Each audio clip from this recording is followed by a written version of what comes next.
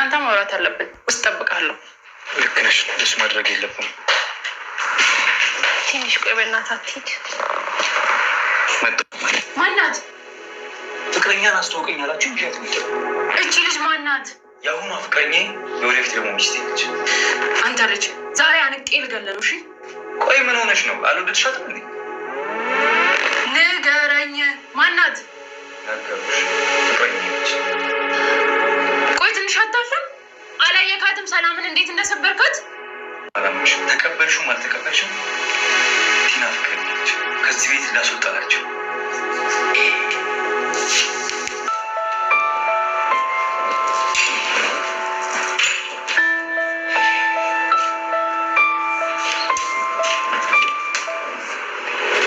እኔ ነኝ። እሺ አንቺ ወንድምሽ እኮ ነኝ። ሁና ታዲያ ሰላም ላይ እንደዚህ አይነት ነገር ስታደርግ ዝም ብዬ የማይመስላል? ይኸውልህ ወንድሜ ስለሆንክ ስህተት ስትሰራ የምደግፍ እንዳይመስልህ። እሺ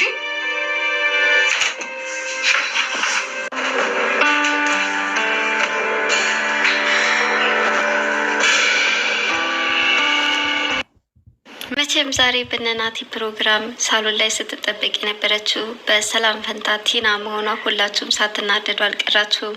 ይህ ለእኔም የተሰማኝ ስሜት ነው። ምክንያቱም ናቲ ጋር እንደተመካከሩት በቃ ምንም ችግር የለውም፣ አንቺ ራስሽን ጠብቂ፣ እኔም ደግሞ ለደህንነት ስል ነው እየደበቅኩት እንጂ በአንቺ አፍሬብሽ ወይም ተሸማቅቄብሽ አይደለም፣ በጣም ነው የምወድሽ የኔ ንግስት በማለት ባቆለባበሰበት ሰዓት በዛን ሰዓት እጆቿን ይዞ ወደ ሳሎን የተከሰተው ናትናኤል ቲና እንደሆነች ስንመለከት መቼም በስጭት አድርጓቸው ይሆናል። ልክ የሮዛ ስሜት ነው ለእኔ የተሰማኝ።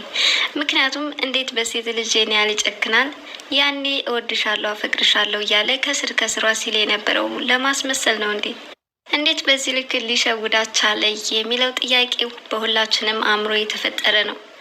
እናም ዛሬ ላይ የተደረገው ነገር ግን በማኪ ኃይለኛ ድራማን ይሰሩባት። ለዛውም ደግሞ የምትወዳት ጓደኛውን ይዞ ወደ ሳሎን ይዞ በተከሰተበት አጋጣሚ ጓደኝነት ለዚህ ነው ወይ ሚስጥሬን አሳልፌ መስጠቴ ይኸው ተጠቂ ሆንኩት፣ ጭራሽ ደግሞ እየተንጎባለለች የኔ ናታ ልትቀማኝ አሰበች በማለትም ማኪ በንዴት ስትንጨረጨርና እብድ ስትሆን ተመለከትናት። እዚህ ብቻ ያላበቃው የማኪ ጉዞ የተመረዘ መርፌ የሚዛ ሰላምን መርዛ ሆስፒታል እንድትገባ እንዳደረገቻት ሁሉ አሁንም በቲና ላይ እያደረሰችው እንደዛ አይነት ነው። ነገር ግን ቲና ብዙ ልትጋተራት አልፈለገችም። ይልቁንስ የመጣችበትን አሳክታ ወደ መጣችበት እንድትመለስ ሆነ እንጂ። ሆኖም ነገሮች እየተባባሱ ከመምጣታቸው በፊት ማኪም ደግሞ ልብሷን አውልቃ ከመሄዷ በፊት በቃ ቲና ይህን ቤት ለቃ ትሄድ ተባለ።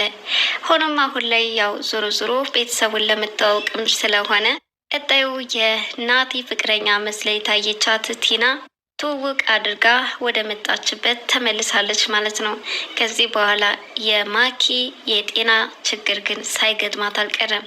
ዘግታ ለብዙ ሰዓት ስታለቅስ ከቆየች በኋላ በቃ እኔና ሞት እንጋፈጣታለን፣ ናቲን በገዛ ጓደኛ የተቀምቼ እንደ መኖር የሚያስጠላ ህይወት የለም፣ ይችን ዓለም ለምን አልሰናበትም ስትል ከመርዟ ጋር እየታገለች ነው። በዚህ ሰዓት ማን ይደርስላት ይሆን? መቼም አንድ ሰው ደርሶ ህይወቷን እንደሚታደግ አያጠራጥርም። ምናልባትም ሰላም ልትሆን ትችላለች። ምክንያቱም እንደሷ ጨካኝ አይደለችም። የሰው ልጅ በዚህ ልክ ራሱን ሲወል ሲከት እንደማየትም የሚያሳዝን ነገር የለም። እናም ሰላም አሊያም ደግሞ ናትናኤል ማኪ ምን እየሰራች ነው? እንዴት መድኃኒት ወስደሽ ራስሽን ለማጥፋት አሰብሽ? በማለትም የያዘችውን መድኃኒት ይቀሟትና ይታደጓታል። አሊያም ደግሞ ወስደውም ከሆነ ደቂቃዎችና ሰዓታት ሳያባክኑ ወደሆኑ ወደ ሆስፒታል የሚወስዷት ከሆነ የሚደረግላት የሕክምና ክትትል ማኪ ወደ ነበረችበት የጤና ሁኔታ ትመለስ ይሆናል። መቼም አንዳንድ ስህተቶች ወደ ትክክለኛው መንገድ እንዲያመጡ ያደርጋሉ። ምናልባት ማኪ ጀርባዋን እንድትፈትሽና ያለውት ምን ላይ ነው፣ እንዴት በራሴ በአንድ በኩል ታግዬ ፍቅርን ላመጣው እችላለሁ፣ አሊያም ደግሞ የማይፈልገው ናቲ የግድ እኔን ካልፈለክ ብዬ ማስገደድ ውስጥ ትክክል ነው እንዴ ብላ እራሷን እንድትጠይቅ ያደርጋታል። ሰላም የሮዛ ድራማ ተከታታዮች እንደምን አላችሁ? በያላችሁበት በዓለም ዳርቻ ሰላማችሁ ይብዛ እያልኩኝ ዛሬም እንደተለመደው በሮዛ ድራማ ተከስተናል። ምን አዲስ ነገር አለ? የዳሰስኩላችሁና ቀሪዎችን እይታዎች አቀርብላችኋለሁ። እናንተም በዚህ ድራማ እየተሰማችሁ ምን አዲስ ነገር አለ? ሀሳብ አስተያየታችሁን ለግሱኝ። እኔ በበኩሌ ዛሬ የተካሄደው በናቲ በኩል ያየሁት ገጽታ በጣም አበሳጭቶ ነበር። በኋላ ግን ሆን ብለው የማኪና አፍ ለማዘጋት አሊያም ደግሞ ለሰላም ደህንነት ሲባል ጠሩት በመሆኑ እጅግ በጣም ደስ የሚል ነው። እናም ሁለት ተቃራኒ ስሜቶችን አስተናግደናል ማለት ነው። እንደ አንድ ተመልካች ሮዛ በተለይ እንደ እህትነት ሴት ልጅ የሚደርሰው ጥቃት በጣም አንገብግቧትና ለወንድሟ ጠበቃ ላለመቆም እንዴት እንደዚህ ታደርጋለህ በማለት ወንድሟ ላይ ጉርቦውን ሲጥ አድርጋ ልትደበድበውም ነበረ። ሆኖም እንግዲህ ናቲም ያው እንደ አንድ እህቱ በትዕግስት ሲጠብቃትና የሆነውን ሁሉ በፍራንክ መልኩ ሲያቀርብላት በጣም ነበር የተገረመችው። ምክንያቱም ከሰላም ጎን ነበረች። ለምን ሴት ልጅ ትጠቃለች? ለምን ትበደላለች? እሷ ለሱ ብላ ብዙ መስዋዕትነትን እየከፈለች ነው። ከናትናኤል እናት የሚደርስባትን ነቀፌታም ሆነ ስድብ የቻለችው ሁሉ ለዚህ ነው። ታዲያ ሮዛ ይህንን የምትከፍለው መስዋዕትነት በዜሮ እንዲባዛባት አትፈልግም። ፍቅራቸውን እንደነበረ ማስቀጠልና ከናቲ ጋር ያላቸው የደስታ ጊዜ በፍቅር ማሳለፍ እንዳለባቸው ታምናለች። ለዚህ ነበረ ናቲን ጉርቦም በማነቅ እውነት ያደረገው ነገር ትክክል ነው አሊያም ደግሞ እኔን ፍራንክ እያደረገኝ በማለት ወንድሟን ያፋጠጠችው። ወንድሟን በሚገባ የእህቱን ነገር ይሰማል። ለነሱ ፍቅር ስትል አይቻለውን ሁሉ ችላ ማኪን ድንብርብሯን እንዲወጣ ያደረገችበት ታሪክ የምናስታውሰው ነው። ታዲያ ይህ ፍቅራቸው እንደነበረ እንዲቀጥል ካላት ፍላጎት የተነሳ ቲና መታ ቤተሰቡን በተዋወቀችበት አጋጣሚ ሮዛ ምንም አይነት ፈገግታ አላሳየቻትም ነበረ። እናም በቤተሰቦች ተቀባይነትን አላገኘውም፣ ደስ አላላቸውም።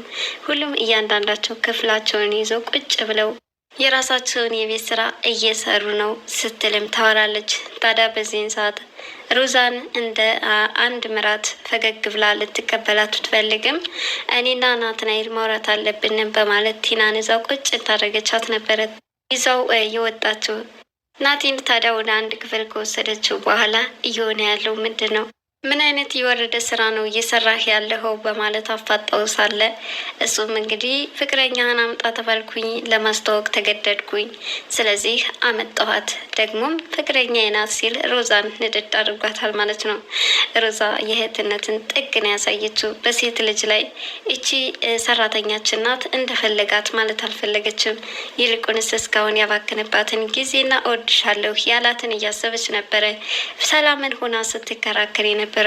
ሰላም እንግዲህ ከናትናኤል ጋር በተመካከረችው መሰረት አሁን ሮዛ ለምትጠይቃት ጥያቄ እንግዲህ የመሰለውን አድርጓል። እኔ ግን በጊዜ ቦታ መፈለግ አለብኝ የመለሰችላት። ታዲያ ማኪን ለብደት ደረጃ ይዳርጋትና በኋላ የተመረዘ መርፌ አምጥታ በህይወት መኖርን ከፈለግሽ እዚች ቤት ቀጥ ብለሽ ትወጫታለሽ፣ አለበለዚያ ግን በዚህ መርፌ መርዝሽና ሬሳሽ የሚወጣ ይሆናል በማለት አስፈራራቻት።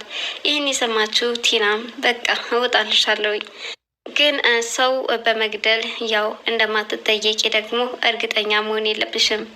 እናም ነገር ለሚመጣብሽ ነገር ምላሽ አለች ስትልም ጠይቃታለች። እጆቿን እየጎተተች ወደ ሳሎን ስትወስዳትም ናቲ ግን ማን ወንዱ እጇን ልቀቂያት፣ የት ነው የምትወስዳት? የትም አትሄድም፣ እሷ እኮ ፍቅረኛዬ ናት፣ አብረን ልንኖር ነው ወደዚህ ቤት ያመጣዋት ሲልም አንደበቷን አስይዟታል። በዚህን ሰዓት ምንም አይነት ምላሽ አልነበራትም።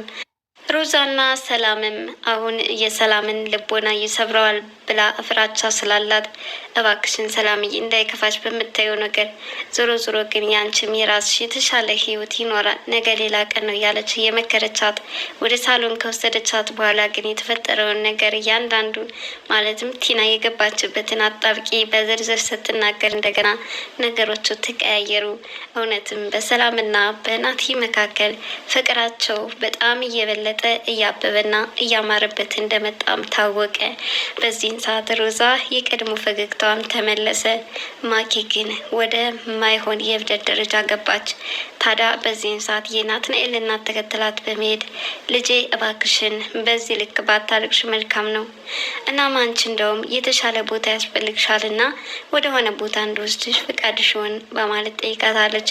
ማኪ ግን ናቲን ትቼ የትም አልሄድም፣ ምክንያቱም እሱም ብዬ ወደዚህ ቤት እንደመጣው ታውቂያለሽ።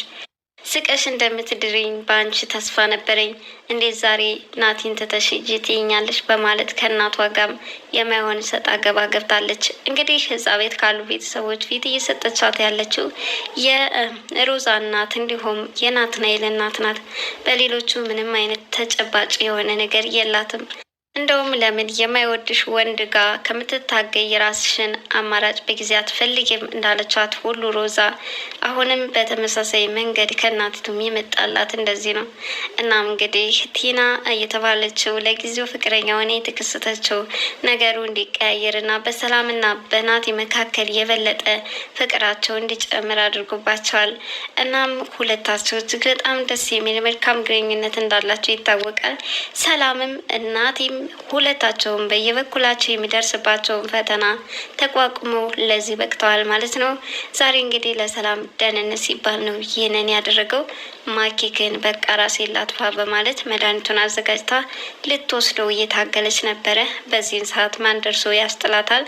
ዞሮ ዞሮ ግን ማኪ ወይ መድኃኒቱን አትወስደውም አሊያም ደግሞ መድኃኒቱን ወስዳ ወደ ሆስፒታል ሄዳ የምታገግም ይሆናል ብዬ አስባለሁ። በእርግጥ በአሁኑ ሰዓት ካፍንጫዎቿ አለግታ በቃ እኔ ሟች ነኝ እንግዲህ ልሰናበተው፣ ናቲ ማለት የደም ስሬ ነው፣ እሱን አጥቼ ከምኖርማ ለምን ታላቁን ሞት ሙቼው አልገላገልም እያለች ነው ያለችው። ነገር ግን ይሆናል አይሆንም፣ ያው በሚቀጥለው ክፍል ነው የምንከታተለው። ማኪ በሰላም እንድናገኛት መልካም ምኞቴ ነው። አንዳንዴ ከስህተታችን የምንማርባቸው ብዙ አማራጮች አሉና እውነትም ማኪ ወይ ከስህተቷ ተምራ ፈርጣማ ጎበዝ የሆነች ሴት ልትሆን ትችላለች። ዛሬ ነገ አይደለም። ጊዜው ትክክል የመሰላት ነገ ደግሞ አዲስ ነገር እንዳለ ቢያሳያት ምናልባትም ማኪ በመልካም ሕይወት የምናገኛት ይሆናል። በቀጣይ ክፍል እስከምንገናኝ ድረስ ለዛሬ ሮዛ